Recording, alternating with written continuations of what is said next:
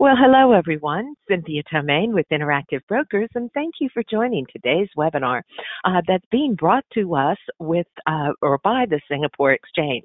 Now, I'm very pleased to have Tarek Dennison with GFM Asset Management from Hong Kong as our presenter today. So, Tarek, thank you very much for joining us. I'm going to pass you the controls. If you can share your screen, we'll get underway. Thanks so much, Tarek, and welcome. Thank you, Cynthia. So I've just clicked the Show Main Screen button and hope that works. I'll go ahead and put on the main present slide here. Okay, there we go.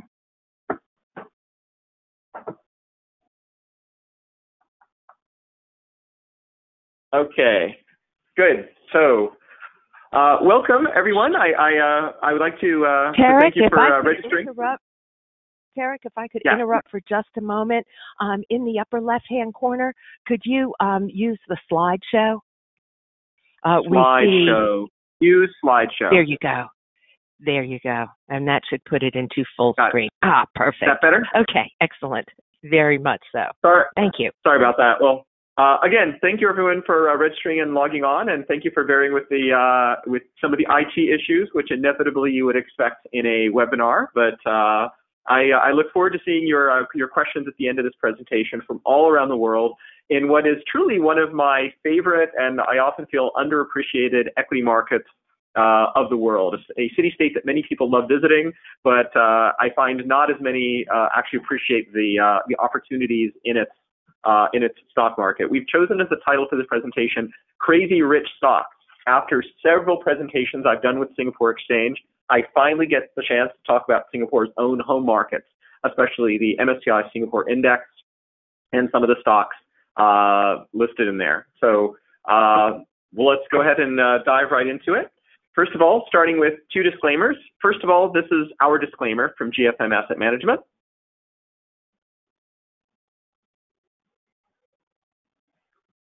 And now here is a disclaimer by Singapore Exchange.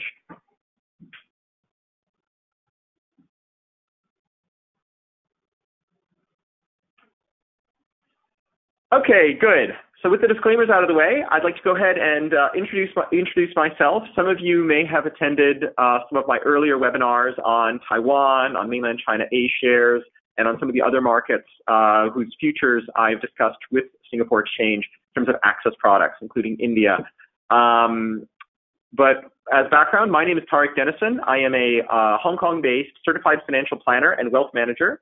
My main business is managing investment accounts, especially retirement plans, on the Interactive Brokers platform. I have two entities for doing this, but based on whether my clients are based in Hong Kong or outside of Hong Kong. With Interactive Brokers US, we have an SEC-registered investment advisor firm called GFM Asset Management, and here in Hong Kong, we have a Type 9 licensed asset management firm, GFM Group Limited. I am a founder and principal of both firms, licensed in both the US and Hong Kong. I myself have been active investing in the market since 1998.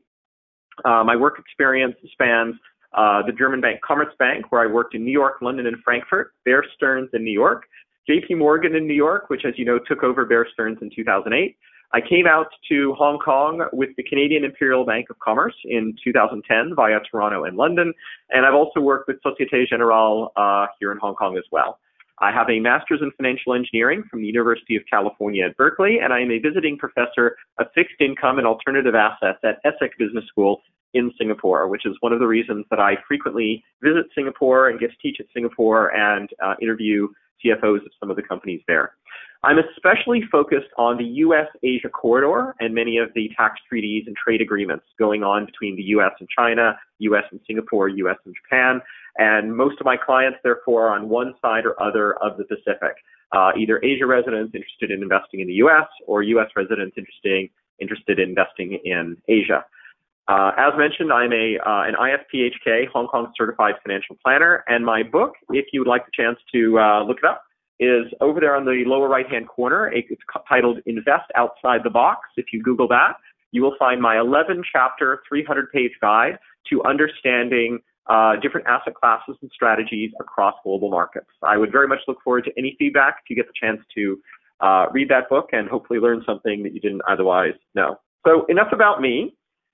I need to start every presentation with answering a very, very obvious question. And even on something like Singapore, apologies to those of you based in Singapore, you would not believe how many times I have gone to places like the US and had to answer the question of what is Singapore? Where is Singapore? If you, I'm sure, went to many streets around the world and asked people to point out Singapore on the map, depending on where you went, you may or may not get something within 1,000 miles of the actual Lion City. So as many of you may know, Singapore is a small island of about 700 square kilometers, very close to the equator, right at the Straits of Malacca in Southeast Asia. I pointed it out here on the map. It is wedged right between Malaysia and Indonesia. It actually used to be part of the British colony of Malaya until it gained independence from Malaya/the British Empire predecessor in 1965. So one thing that's very important about Singapore is that it is an independent sovereign nation. It has been since 1965. The U.S. Embassy in Singapore, for example, is an embassy. It deals directly with Singapore as an independent sovereign nation. That's quite in contrast to here in Hong Kong, where I'm sitting, where Hong Kong is a special administrative region, a separate territory of the People's Republic of China. Singapore is distinct from any other country in that way. So what makes Singapore so fascinating? Now, this is something that many visitors to Singapore notice when they get on the ground. When I've done some surveys asking what word comes to mind when you think of Singapore, people think the words clean, people think efficient. Some people have even used words like boring. But what fascinates me about Singapore is how far it has come in its short time as an independent country. And what's remarkable here is just the red line in this chart. If you look at the red line in this chart, you'll notice that the GDP per capita of Singapore was slightly below that of the global average back at independence in 1965. And in some of the photos I'm going to show you later, those of you who are over the age of 50 will remember a time that Singapore was a relatively poor country. And from 1965 to 1990, the Prime Minister Lee Kuan Yew had several programs of development that brought Singapore from a third world country to a first world country. And as this chart shows, the per capita GDP of Singapore on a per person basis, Singapore is wealthier now than the United States. It is one of the richest cities on earth. It has surpassed the UK. It has surpassed the United States. And as I've often said to those watching Brexit, Singapore faced its own hard Brexit back in 1965, and look at where it is today. Now, obviously, there's a lot that you cannot compare Singapore with the rest of a larger country like the UK, namely that it is a city-state, namely that it was able to implement lots of reforms and plans that you wouldn't be able to do in a country like the UK. But that by itself, in one chart, is the Singapore story, which is quite remarkable and very hard not to be impressed with.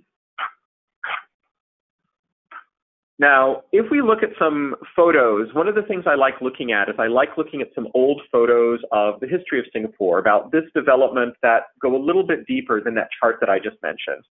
The first one is the front page of the Straits Times on the day that Singapore gained independence, or here is actually right afterwards. This is dated August 10th, 1965. The headline is "Singapore is out."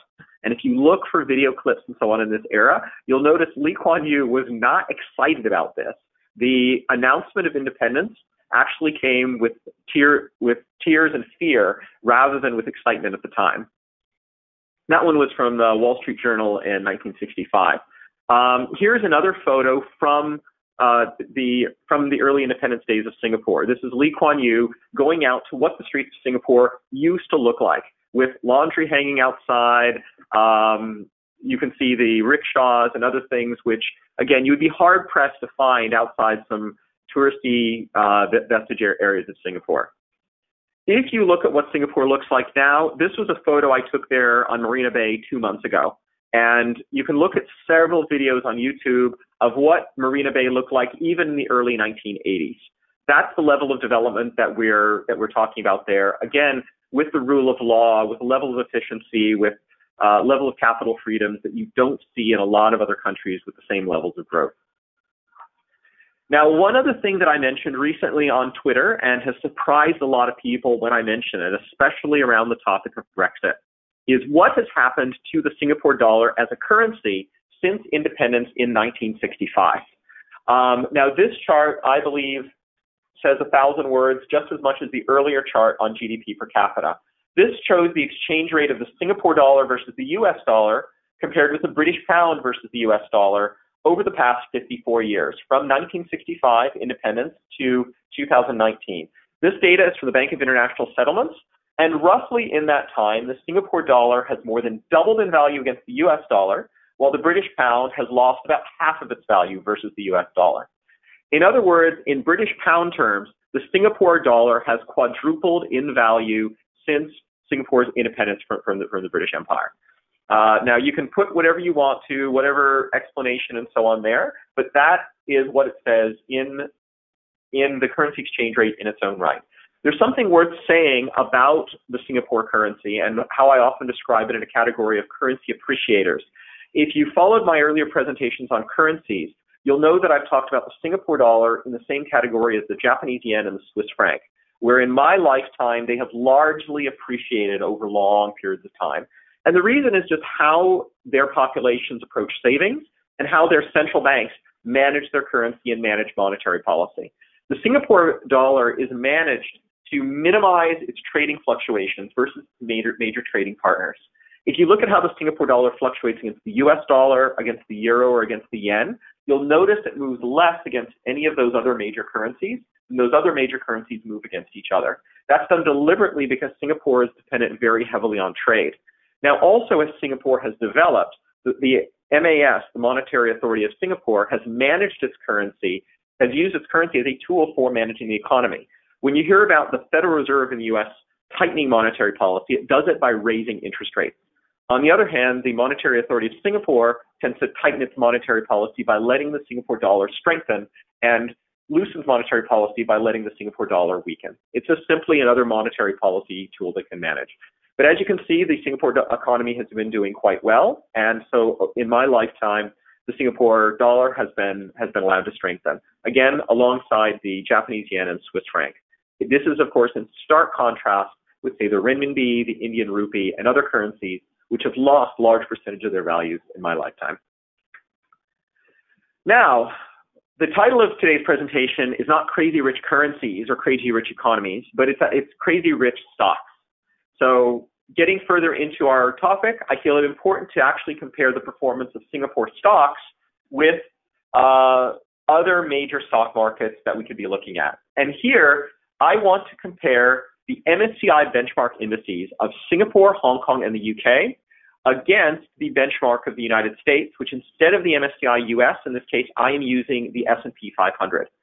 This data goes back to the turn of the millennium, till right around 2000, 2001, and the reason is this was as far back as I could get total return data from BlackRock on the MSCI indices. And going back to the turn of the millennium, Singapore has been, by a healthy margin, the best performing index on an absolute basis. Now, not necessarily on a risk-adjusted basis. You'll know that Singapore has been more volatile than the S&P 500, but it has outperformed the S&P 500 in absolute terms. On this chart, Hong Kong has been number 2. Hong Kong has done relatively well, very much on the back of a rising China, which Singapore participates in a little less directly. Singapore is more closely related to India, as I've mentioned in other presentations. And then the third place on this chart is the S&P 500. The major driver of the returns of the S&P 500 since 2012-2013, when the S&P 500 was actually the laggard, has, of course, been the rise of big technology companies like Google, Apple, and Amazon. Those have been responsible for a large percentage of the outperformance of the S&P just in the past few years. But the recent story you may be familiar with of U.S. stocks doing better than most other foreign markets is a very, very recent phenomenon. And if you look back 20 years, Singapore has performed better than Hong Kong, has performed better than the U.S. Now, since I'm talking about a former British colony, I always wanted to, of course, compare with the UK itself, and it probably will not surprise most people on this call that the UK has been an underperformer since the euro crisis back in 2012-2013, and Brexit since 2016 hasn't necessarily helped either. Also notice all of these returns are in US dollar terms, so they include currency fluctuations or currency appreciation, depreciation in the meantime as well. So Besides the first two reasons of the amazing Singapore story and development of its economy, the absolute performance of the Singapore stock market itself is also something not to be overlooked. So, I mentioned a little bit about the MSCI Singapore Index, which is the main topic of today's presentation. We should now look into the index and see what actually is in the Singapore stock market. What is in the index? Now, the MSCI Singapore, just like many other MSCI indices around the world, MSCI India, MSCI US, MSCI World, is a market cap weighted index. That means that larger companies are going to have a larger percentage of the index allocated to them than smaller companies. Simply put, if you have a $10 billion company and a $1 billion company, and you're investing $11, it's going to allocate $10 to the $10 billion company and $1 to the $1 billion company. That's how a cap-weighted index works. Many of these cap-weighted indices are also what's called float-adjusted. So companies that have more free float, more shares actually available to the public to buy, will have a higher weight than closely held companies where, say, the government or an inside shareholder holds a lot of shares and not as many shares are freely floating. But one thing that you should notice when you first look at the Singapore stock market is the top three components. Roughly 50% of the index is in three large banks. The next book that I'm going to be mentioning calls this the Singapore Banking Troika. These are DBS Bank, OCBC, and UOB. If you have been to Marina Bay or if you have been to Singapore's financial sector, this probably will not surprise you. These are three large banks with three large towers. And if you have a bank account in Singapore, there's a very good chance it's with one of these three. Part of this also is because Singapore is a relative financial haven and legal haven. So a lot of DBS, OCBC's, and the UOB's banking business has to do with lending and investing in the ASEAN region, within Southeast Asia. So if you want exposure to growth in Malaysia and to Indonesia, buying shares of a Singapore-based bank is a relatively safe way of doing it because you get the protections of Singapore's world-class legal system and you get their top-trained risk managers sitting in Singapore managing risk for Malaysian loans and Indonesian loans and so forth. So it's not surprising, given that you have a small city-state heavily based on trade and international commerce, that banks make up a very large portion of the index. The next component is Singtel, Singapore Telecommunications, also known as Singtel. If you've landed in Singapore and picked up a SIM card in order to make local phone calls, chances are you would have picked up a red Singtel card. You might have also picked up a green StarHub card or a yellow M1. Those are its major competitors. But that's the main telecommunications company there. Again, probably not too surprised. As you then step down, you'll notice Keppel is the next one having to do with shipping. Probably not a surprise for one of the busiest shipping ports in the world. And then you start getting into real estate companies. Capital Land, Ascendus Real Estate Investment Trust. One thing that may surprise a lot of investors who are especially interested in real estate is Singapore has 4 times as many listed real estate investment trusts on the Singapore Exchange as does the Hong Kong Exchange. Given how much Asians love investing in real estate, I know there's a bit of a stereotype there. I am a little bit surprised that I have not seen more interest specifically on real estate investment trusts. But if you are interested in real estate, I highly recommend looking at the real estate investment trust listed within this index and more generally on the Singapore Exchange. If you have time, you can go into a little bit more detail on each of the other names, but I'm going to be presenting a book later that's going to talk a little bit more about the history of some of these names and what makes them up. So we showed in the earlier pie chart roughly what the breakup of the sector was. We showed that it's largely financials. The largest sector in the MSCI Singapore Index is financials. We also have communication services, largely represented by Singtel. And we have relatively small allocations to consumer companies, consumer discretionary, and so forth. And for a long time, there's actually no IT representation at all, quite in contrast to the US index. So in other words, you might say that it's relatively lopsided. It looks a little bit more like an emerging market index, which is very heavily weighted towards banks. But unlike many what you might call emerging market indices, or even an index like, say, Canada or Australia, you don't have as much exposure to sectors like mining. So the Singapore stock market is still very much based around the industries having to do with international trade, international finance, shipping, and the industries that remain in the city-state or listed in the city-state. And what this chart is meant to show is that those sector weightings have remained relatively stable over time, with financials comprising a big, healthy portion of it. So I mentioned earlier a book that I would recommend as a good complement to my own book. It's actually the same size on the bookshelf. This was written by a friend of mine named Umesh Desai, who's based here in Hong Kong, and his colleague Nandini.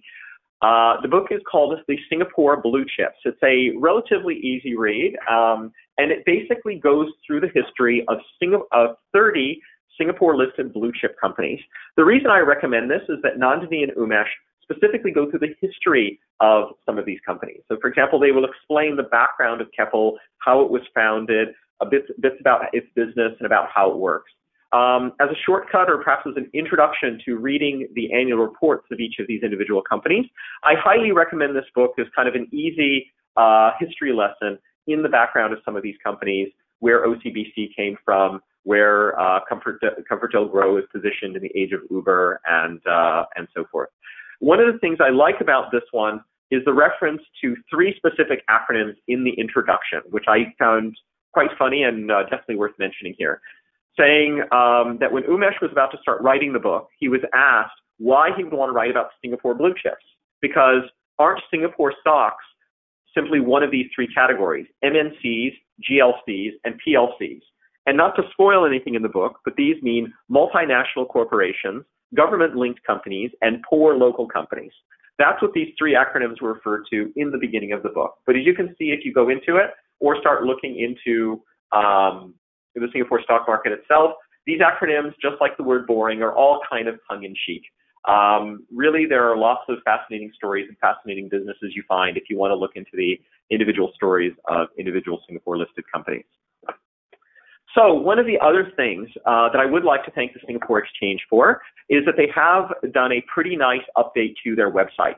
So, for example, if you go to the components of the index, or you want to find out more about a company, if you go to SGX.com, you can go to their updated stock screener, where you can, for example, sort all of the stocks listed on the Singapore Exchange. You can sort by market cap, you can sort by price-earnings ratio, dividend yield, and then when you click through, you'll notice that I've given a little insert here of some of the information you can find when you click into a particular stock on the stock screener. So here, one example that I wanted to point out was in the case of Singtel. Why is it that Singapore Telecommunications has a much lower weight than DBS Group, despite the fact that Singtel's market cap is about 80% or 70 or 80% of DBS's market cap? And if you click in and then you go to the tab that says ownership, you can see right there in just a few clicks who are the major shareholders of Singtel. And there you go, 52% of Singtel shares are held by Temasek, are held by Singapore's sovereign wealth fund. Another 5% is held by the Central Provident Fund Board, the major defined contribution pension fund manager in Singapore. So it's probably of no surprise once you look a few steps in. Singtel is what you call a low float company. It's largely held by major government-linked shareholders. You as a minor shareholder can go own a piece of the action, but you don't have to worry about an activist investor coming in and taking it over. You can see that as a plus or a minus if you like, but this is information that you can get once you click into the SGX stock screener. And this is how I often do some of my initial research before I click through and look at the annual reports, which I should also mention a big advantage of the Singapore market is the annual reports are all in English as well. So we also wanted to look a little bit about how is the Singapore market valued relative to other markets. So I was mentioning the performance of MSCI Singapore versus the S&P 500. One reason I am especially keen on overweighting Singapore, underweighting the US, is simply has to do with valuation. I am asked all the time these days of, oh, don't you think the markets are too high right now, or is it too late to buy, or don't you think the markets are going to crash or correct? I often point out there are 2 ways that stocks lose money. One is that you buy the stock of a company which actually starts doing badly. The company starts losing money. The company starts losing assets, losing customers. That is what you would call a permanent loss of capital. And generally, you do not want to buy companies whose business is getting worse, whose business is getting a lot worse. You would have wanted to avoid buying RIM, the maker of BlackBerry, when the iPhone came out and you started seeing BlackBerry sales plummet. I do not believe that most Singapore companies are on the decline. Rather, I think Singapore is going to continue to enjoy a relatively healthy rate of growth. It's not necessarily a gangbusters rate of growth, but a healthy rate of growth. And the second factor on whether you make or lose money investing in Singapore stocks is the change in valuation. So it's one thing for a company to keep earning $1 a share every year, or go from earning $1 a share to $1.10 to $1.20. It's another thing of how much is somebody willing to pay you for a share of a company that earns $1 a share. In the U.S. right now, the S&P 500 is trading at over 20 times earnings. That means to buy a U.S. company that earns $1 a share, you're going to have to pay over $20 a share on average. For the case of Amazon, you're going to have to pay over $200 a share. In the case of Singapore, Singapore shares, as you can see in the green line, are currently trading at only 12 times earnings. That means for every dollar a Singapore company earns, you will only have to pay $12 to buy that stream of future earnings. If you were to flip that upside down, you can think of that in terms of an earnings yield, meaning for every dollar you invest in a U.S. company, you're earning less than a 5% yield in terms of earnings from the companies from your U.S. shares in the S&P 500. Whereas every dollar you invest in Singapore shares, you're earning an earnings yield of around 8%. So just looking at it in terms of yield and valuation, this is where I believe overweighting Singapore and underweighting the U.S. is relatively attractive. The other line that I've included here is the price-to-book ratio, which I believe is more relevant when looking at Singapore shares than the U.S. shares on average, because as mentioned, a large percentage of the MSCI Singapore index is in banks and property companies. Those two sectors are very, very asset heavy. And in those cases, what you want to do is you want to buy $100 worth of assets at $100 or preferably $80, but preferably no more than $120. In the case of the U.S., the price-to-book ratio of the S&P 500 is over 2, which is not surprising given that the U.S. has more technology and pharmaceuticals and less asset-heavy industries. So this is food for thought on those two specific ratios. Again, you can look at them on an individual company basis as well as on an index basis. The reason I included this chart is to show that historically, Singapore shares are not expensive relative to their historic averages. So one other ratio that I look at for valuation, which I know is not the best valuation ratio, is dividend yield. The reason I think it's attractive to look at dividend yield is because that's the actual cash you get in your account either month in, month out, or every 6 months when you buy and hold, let's say, $100 of MSCI Singapore. Now, I wanted to rank all of the individual MSCI countries that I had access to, and I ranked them from highest to lowest yielding. Now, right now, the highest yields you're going to get out of any single country MSCI index is in Australia, China small cap, Nigeria, UAE, and Pakistan. Those 5 countries have dividend yields of over 5%. But if you go down this list to countries that you might feel are relatively safe, you will notice Singapore has a dividend yield between that of Malaysia and Italy, which I'm guessing most attendees on this call will say have higher levels of political and idiosyncratic risk right now than Singapore, which is a AAA rated country. You'll also notice in terms of PE ratio, Singapore is right in the middle. So you want to compare PE ratio versus dividend yield to make sure that you're not being paid an unsustainable dividend, that the companies are earning $1 a share in dividend and paying you 50 cents a share in dividends, if that makes sense. The last column I also wanted to show was the sales growth. Now, the reason I'm looking at sales growth, not earnings growth, is sales growth gives you a top-line measure of how much the shares in that economy are growing sales. In other words, are customers of listed companies in that country buying more or buying less of those companies' products? In the case of Singapore, customers of Singapore-listed shares are buying more, not buying less, compared with, say, Italy, Portugal, or UAE, where they are experiencing year-on-year declines in top-line revenues. You'll notice, of course, that much higher sales growth rates are available in more frontier markets like Nigeria, Pakistan, and Russia, but we can talk about those in another presentation. I would also like to point to, if you're interested, I do have an experimental website with the address of oneworth.net, which you can go ahead and look at and register for a free account. I do have big warnings on there that it is still somewhat buggy and the data on there is not perfect and not updated. But the reason that I developed this site and the reason I launched it is that it's one way to look at scatter plots of information on listed companies.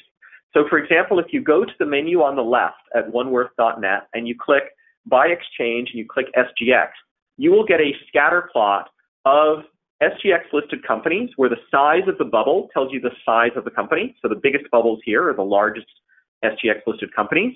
And then you can do an XY plot of, let's say, the price to earnings ratio and the return on equity rate. So here, the companies that are higher in this chart are more expensive relative to their earnings. The ones that are lower on the chart are cheaper relative to the earnings or higher yielding. And then the left and right axis shows you which companies are more profitable and less profitable relative to their book value. So what I've highlighted over here is DBS Group, that big green bubble in the middle, shows you that it has an 11.6% return on equity rate and about a PE of 11 as well. So it provides you a fairly high yield and a fairly high return on equity rate as well for a bank. But if you have any questions about using oneworth.net, I would look forward to hearing from you, and I'm happy to walk you through any bugs you might find on it. So since we're here talking specifically about how to trade, let's start getting into how exactly do we access the Singapore market. So hopefully I've gotten you interested in at least looking at it, understanding different shares. So next question is, should you just go and buy some individual stocks? Should you buy an ETF? Or should you trade the Singapore market using listed futures? I would like to thank our sponsor, Singapore Exchange, who has provided some data and pointed us to the MSCI Singapore Free Index Futures, which are listed in Singapore, and have been one of the ways that I have traded the Singapore index and hedged Singapore structured products since the early 2000s. The MSCI Singapore futures are denominated in Singapore dollars, and they are probably the most liquid way of trading tens of millions of dollars or more of Singapore index exposure in a short amount of time, if that's what you so desire. Now, do know that these are futures contracts. So you need to post margin. You need to make sure you have margin limits. You need to make sure your account is futures eligible. A single contract has a lot size of about 35,000. So if that's the size you want to trade in, if you want to trade 3 million, you buy 100 contracts. And these are cash settled futures contracts, very much like the S&P 500 or the Euro Stoxx futures contracts. Some of the main advantages of trading via the futures are, first of all, they are very, very liquid. The other is that if you wanted to sell short, you don't have to worry about borrow. You just click sell and you suddenly have a short position with whatever margin that you have there. You don't have to worry about stock loan and other issues. The other also is that they are very, very tax efficient. You are simply cash settling the value of an index on a future date. You are not actually receiving any dividend payments, which might be subject to withholding or so on like that. Your counterparty hedging the futures contract is responsible for that and passes you the net return. So the margin requirements for the $35,000 futures contracts are a little over $1,000. I don't worry too much about margin. You're welcome to ask Interactive Brokers or Singapore Exchange if you have questions about margin. Generally, the way I use futures contracts is I keep margin of about 50 to 100% and really use it more than anything as an access product. They also wanted to show you here that because it is an index future, it has a 97.5% correlation to the underlying index future. Now, the contrast we want to show here is we're talking about the MSCI Singapore Index. Many of you on this call may have been looking at the MSCI Singapore ETF listed in the U.S. That is ticker EWS. It has $543 million in net assets under management. So it's not quite as liquid or as large as the MSCI Singapore futures contracts, but it is very popular as a way for somebody who just wants to buy and hold long-term Singapore exposure. Because these U.S.-listed ETFs, like many U.S.-listed ETFs, are really meant for Americans, or secondarily for individuals based in countries with good tax treaties with the U.S. if you are based in Singapore, if you are based in Hong Kong, which does not have a tax treaty with the U.S., if you buy the MSCI Singapore, if you buy EWS listed in the U.S., those dividends will often be subject to a 30% withholding tax from the U.S. to your country. If you are talking about a 4% dividend yield and you are here in Hong Kong, 30% of 4% is an extra 120 basis points. That is a very high level of withholding. That is a very expensive way of having your dividend eaten out if you are holding via the U.S. shares. There is also a locally listed ETF in Singapore, ticker is ES3, which tracks the better followed Straits Times Index. And one thing I didn't get to comment on is MSCI Singapore and the Straits Times Index are very, very similar.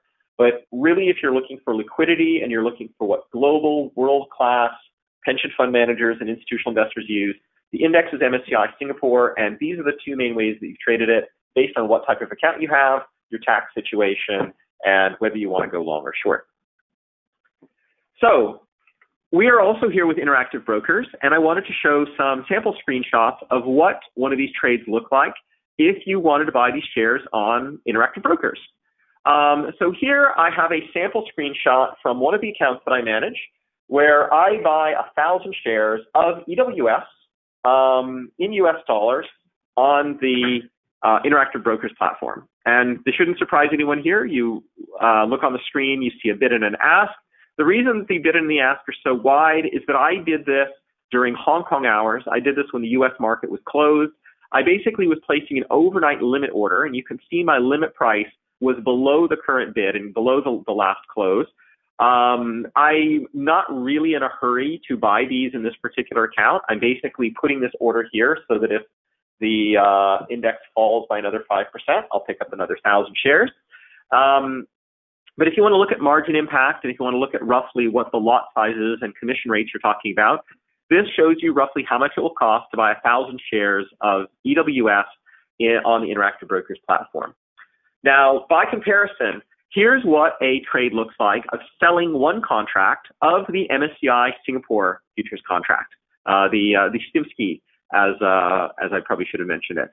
A few things to note here is one contract is about the value of about 1,500 or so shares of EWS in terms of lot size.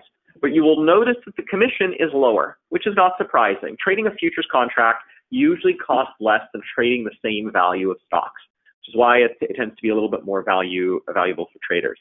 You will also notice that the margin requirements for the futures contract is a lot lower than they are for individuals. And I don't have to worry in this case about borrow. I am selling short because this is part of a strategy for buying individual Singapore stocks and selling short the futures, as I will describe in more detail later. So you'll get notice here the price that you see on screen, whether it's 388, 361. The multiplier for this contract is 100. So the notional value in Singapore dollars is 100 Singapore dollars times the number of points on screen for this contract.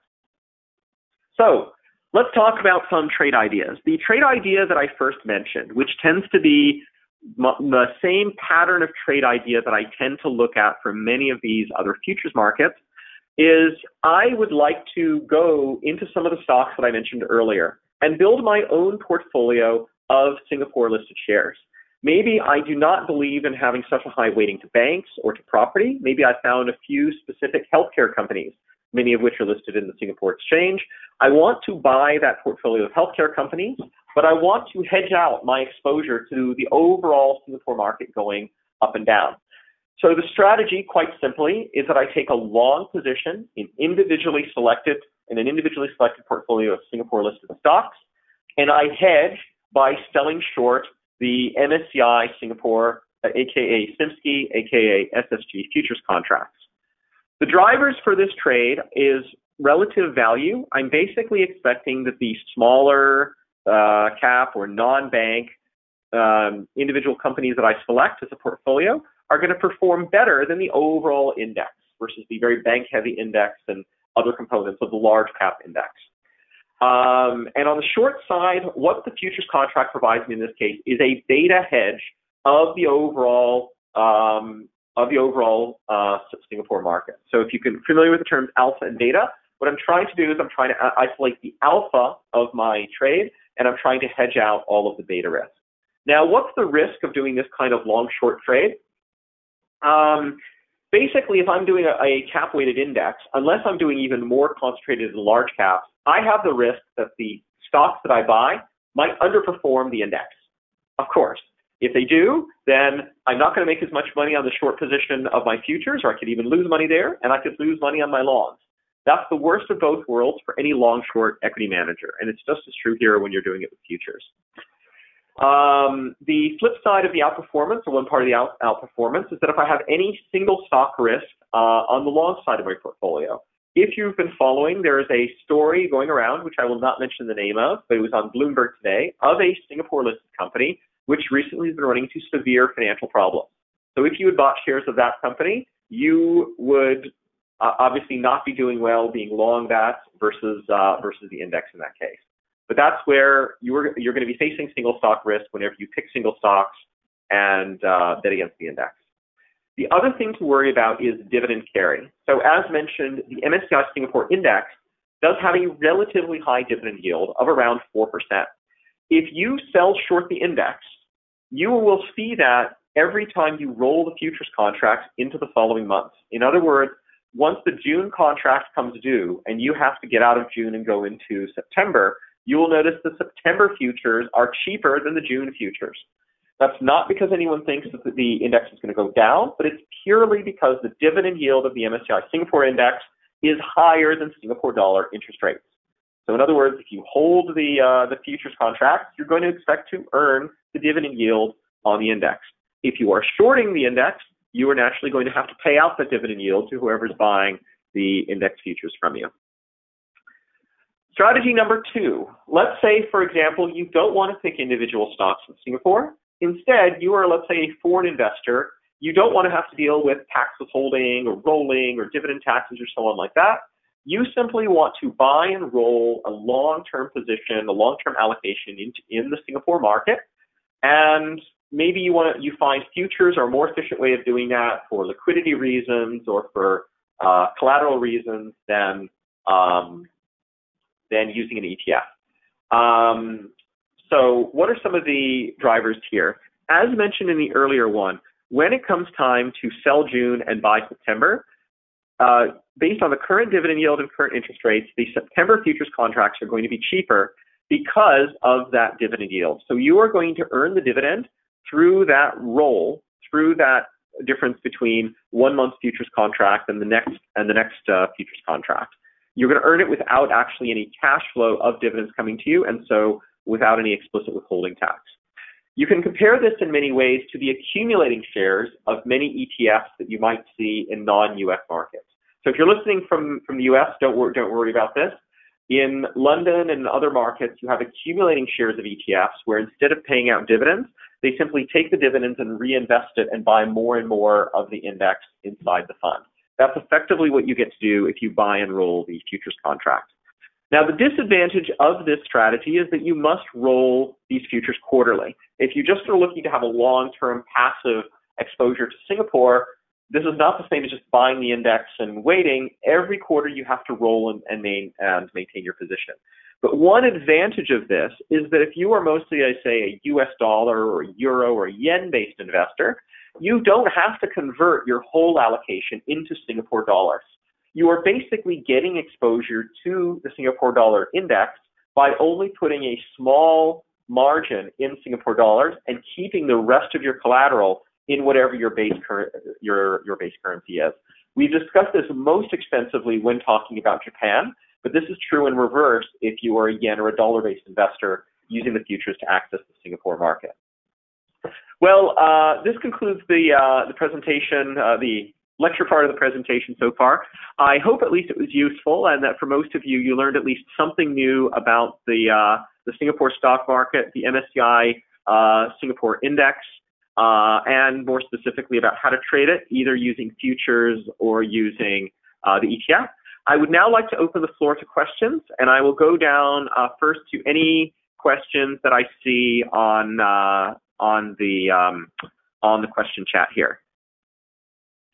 So, okay. So I got first one here, question 1. Okay, question 1.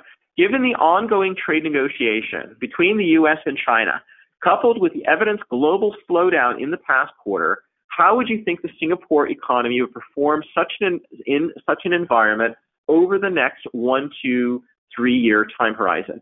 Now, I want to be very careful about how I pull apart this question. There's a difference between the Singapore economy and the Singapore market, and that's generally true about any stock market that you might look at. I'm very often asked, do I believe a recession is coming? The main indicator of is the economy going to be doing poorly is to watch the bond market and to watch interest rates. Overall, when I look at Singapore government securities, when I look at bond markets, I see there being a probability of a U.S. recession and in turn probability of a recession in a few other markets that depend on the U.S. One area that I believe that Singapore is fairly well positioned is that Singapore is not China, and Singapore has a very good free trade agreement with the U.S.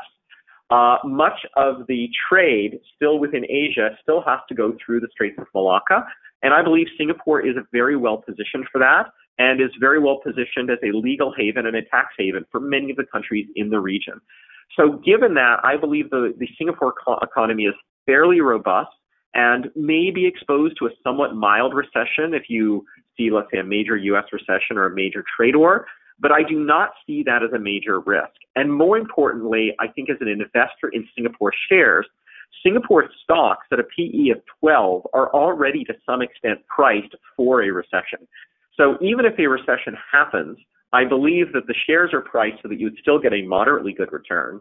And I believe that if you don't see a recession, or if the recession is milder than expected, I believe what that means is you'll see a higher than expected return, possibly averaging 6 to 8% per year over the next decade. Now, I know you asked me over the next 1 to 3 year time horizon. I really cannot predict the future any better than you can, but hopefully everything that I said gives you some idea of what the markets are telling you about the likelihood of a recession and how well Singapore is placed to it. So next question.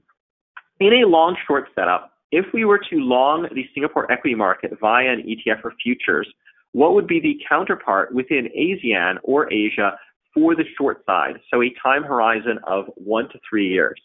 So I believe this is asking you about a long-short trade between Singapore and some other ASEAN counterpart, again with a 1 to 3 year time horizon. Here, I'm not entirely sure I understand the question, but there are a lot of different markets you could potentially short against Singapore, depending on what kind of pair trade you're trying to do. There are several other regional futures contracts listed on the Singapore exchange, and as well as a few other exchanges, including MSCI Malaysia, MSCI Philippines, Thailand, and so forth like that, if you wanted to take a regional long-short pair trade against any one of those. The far larger and more liquid markets would be China or India, if you had a view that one of those was going to play against the other. I believed that if you were to go long Singapore, short China, for example, you are taking a fairly specific view on both how the U.S.-China trade war is going to turn out, how the China stimulus and China response to it is going to turn out, and how the Chinese financial sector is going to work out, all of which I believe are much more absolute bets on China than I do or any actual relative views of, let's say, Singapore versus China. If, on the other hand, you wanted to do, say, Singapore versus Malaysia or Singapore versus Thailand, those, I believe, are far more like-for-like pair trades, and those would go a lot more into what do you believe are the relative fundamentals of the other ASEAN market. I'm not sure if that fully answered your question, but if you'd like me to go through any of those one by one, you have my contact info here, and I look forward to discussing your question in more detail. So next question. What is the nickname for the index futures? And I think it was misspelled here. I mentioned very quickly the nickname was SIMSCI, so SIMSCI. Basically, it was a short way of pronouncing Singapore, SIMSCI, so SIMSCI. We've mentioned it a few times in our conversation here, and I probably said it a little too quickly. So sorry if that was confusing to anyone. SIMSCI for SIMSCI, if you like. Okay, next question. Looks like the PE expansion has not happened much over the time for Singapore compared to other markets, especially 2011 onward. Any comments? So yes, I comment on this a little bit, and those of you who are based in Singapore or have invested in Singapore may have noticed this in many, many other ways. For example, if you've invested in Singapore property, you might notice that Singapore property has been relatively sluggish compared to other markets, say in the Philippines or Hong Kong or Vietnam, for example. Same thing true with the PE of the Singapore listed shares. A big part I would point to, of course, is the sector allocation. If you look at Hong Kong, one of the reasons Hong Kong has done relatively well over the past few years is because of one company, and that company is Tencent. So we have a company here listed in Hong Kong that owns WeChat, that owns probably one of the most amazing tech companies in the world, and it competes head-to-head with the likes of Facebook and Amazon and so forth. Singapore does not have any such company. As you notice, the top components of the MSCI Singapore are banks. And banks have done relatively well over the past few years, but they've not done gangbusters phenomenally well. Banks, for many people, are relatively boring. They're relatively stable companies that you maybe pay 1 to 1.2 times book for and maybe buy at 10 to 15 times earnings, and you earn a good stable dividend yield from. That's why I often feel it's a relatively low risk, relatively attractive, high yield market in that way, but it's not a place that you get the same type of multiple expansion as you've gotten in the rest of the world, mostly from the technology sector and in some cases from the healthcare sector. That's the part I would really focus on in answering the PE expansion question. Hope that answered. Thank you for the question. Next question. Can I do future short with a cash account in IBKR? Indian residents are only allowed to open cash accounts. I would have to defer the full answer to the question to Interactive Brokers. I will say that I have done cash accounts with IRAs, with individual retirement accounts for Americans, and I have been able to do futures positions there. Is anyone on the line from Interactive Brokers who can answer the question of whether you can do future short positions in an Indian cash account?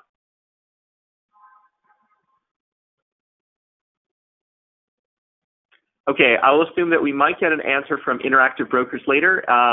Possibly you can reply to the email, or I can connect you with someone there who can get you an answer. So next question.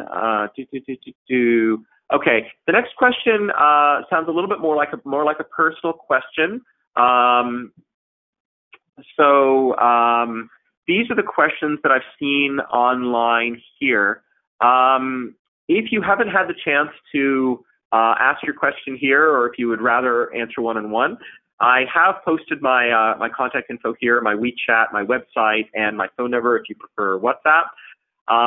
As mentioned, I hope this webinar has been educational and you've learned something about Singapore you did not know before this webinar. I do look forward to hearing from you and hopefully sharing some of the excitement that I've had about Lion City and one of my favorite eating cities on earth. Thank you again to Singapore Exchange and Interactive Brokers for joining me and hosting this webinar.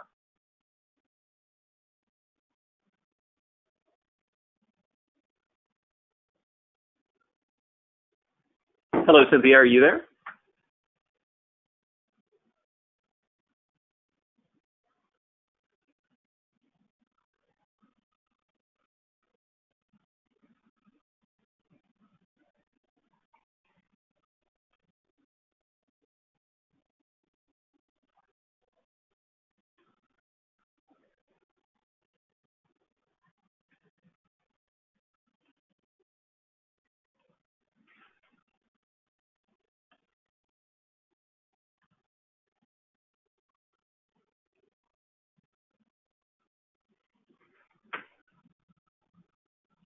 Well, I guess Cynthia is from Interactive Brokers is not online right now. So, oh, hello.